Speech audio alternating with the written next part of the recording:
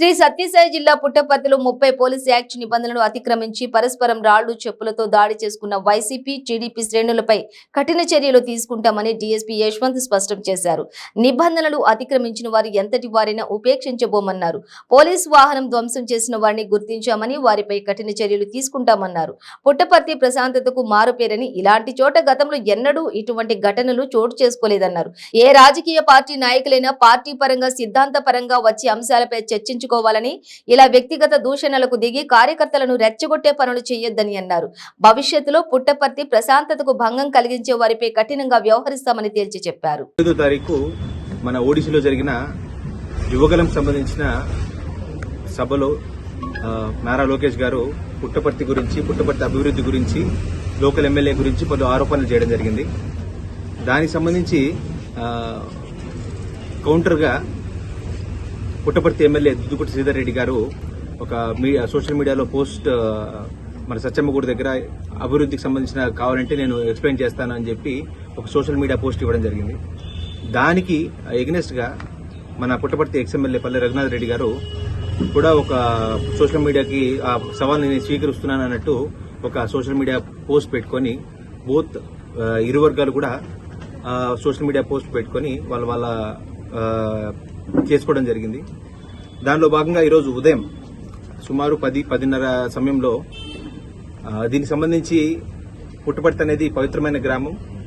ఇటువంటి దాంట్లో ఇట్లాంటి పర్సనల్ ఎజెండా మీద, పర్సనల్ వెండట్టా మీద ఎటువంటి ఇదైనా వెళ్తే లా అండ్ ఆర్డర్ ఇష్యూస్ వస్తాయనే ఉద్దేశంతో పోలీసు వారు ఈ ప్రోగ్రామ్ కానీ ఈ కార్యక్రమానికి కానీ ఎటువంటి పర్మిషన్లు ఇవ్వడం జరగలేదు. ఇదే నిన్న 31వ తారీఖు మీ మీడియా ద్వారా కూడా ప్రజలందరికీ తెలపడం జరిగింది. అదేవిధంగా ఇరు పార్టీల వారికి కూడా నోటీస్ ఇవ్వడం కూడా జరిగింది. కానీ దురదృష్టవశాత్తు ఈరోజు ఉదయం సుమారు 10:30-11 ప్రాంతంలో బోత్ పార్టీకి సంబంధించిన వ్యక్తులు సత్యమ్మ టెంపుల్ దగ్గర గ్యాదర్ అయ్యి ఒకళ్ళు already we have faced many issues. Collectorate కూడా టెంపుల్ టెంపుల్ సిటీ కదా, ఇది మధ్యలో ఉండడం వల్ల ఏదైనా రాస్తారోకలు, ధర్నాలు ఇవన్నీ జరగడం కూడా ఆ చుట్టుపక్కల జరగడం వల్ల పిలిగ్రిమ్స్ కి, లోకల్ వాళ్ళకి అందరు కూడా ఇష్యూస్ వస్తున్నాయి. సో కలెక్టర్ గారితో ఆల్రెడీ ఎస్పీ గారు మాట్లాడడం జరిగింది. దీనికంటూ ప్రత్యేకంగా ఒక ధర్నా చౌక్ లాంటిది ఏర్పాటు చేయాలని చెప్పి వాళ్ళిద్దరు కూడా ఆలోచించారు.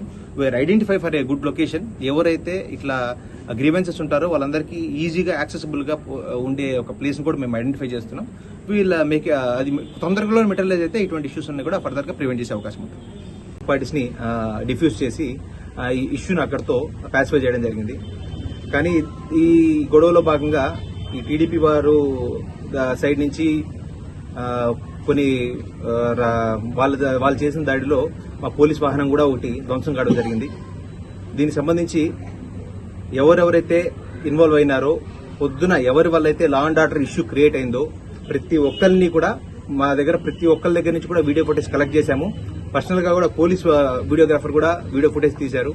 వాళ్ళ ఆధార మొత్తం కూడా వెరిఫై చేసి ఎవరెవరైతే ఉన్నారో ఏ పార్టీ వారికి చెందిన వారు కూడా మేము స్టాంచ్ యాక్షన్ తీసుకోవడం జరుగుతుంది. And at the same time police వాహనం ధ్వంసం అయిన కారణంగా దాని మీద కూడా ఈరోజు కేసెస్ ఎవరైతే ఇన్వాల్వ్ అయినారో we already identified those persons, we will book case on them also. Further గా మీడియా పరంగా నేను అందరికీ అపీల్ చేస్తుంది ఏంటంటే, ఏదైనా కూడా పుట్టపర్తి అనేది ప్రశాంతమైన టౌన్, అది మీ అందరికీ తెలుసు. ఇప్పటివరకు ఇలాంటి కల్చర్ అయితే లేదు.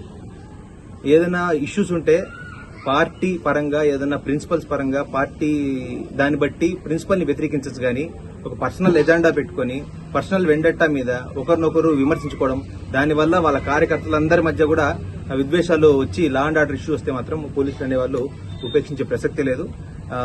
ఇటువంటి పరిస్థితి ఇంకోసారి లేకుండా మా దగ్గర నుంచి కూడా డెఫినెట్ గా పలు యాక్షన్స్ ఉంటాయి. థ్యాంక్ యూ సో మచ్ అండి. Thank you.